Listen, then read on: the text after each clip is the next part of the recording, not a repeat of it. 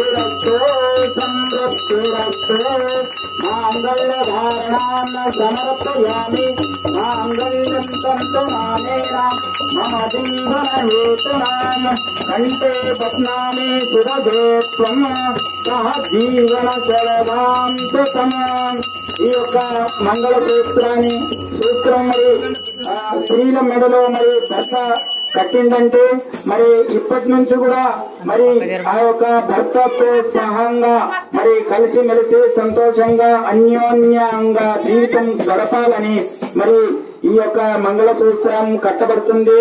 మరి ప్రతి ఎల్ల కాలం కూడా భర్తతో పాటు మరి భార్య కూడా కలిసిమెలిసి అన్యోన్యంగా జీవితము సుఖము దుఃఖము అన్ని పంచుకొని మరి అన్నిటికీ సమపాలలో ఉండాలని ఈ యొక్క మంగళసూత్రం మరి కడతారు.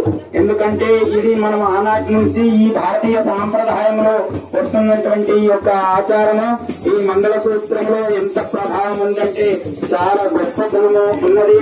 మరి ఈ మంగళసూత్రం కట్టడం వల్ల స్త్రీ మరి భర్తకు అన్యోన్యంగా మరి అన్ని విధాలు కూడా మరి ఉండాలి అని ఈ యొక్క మంగళసూత్రాన్ని యొక్క అర్థం తెలుపబడుతుంది. కావున ప్రతి ఒక్కరు కూడా ఈ యొక్క దోసపల్లి గ్రామంలో ఈ మరి పార్వతీ పరమేశ్వరుల కళ్యాణం మనం జరుపుకుంటున్నామంటే మరి మన భాగ్యం ఎంత అదృష్టం మనకు కలిసి ఉంటే మనం ఈ యొక్క కళ్యాణం జరుపుకుంటున్నాము.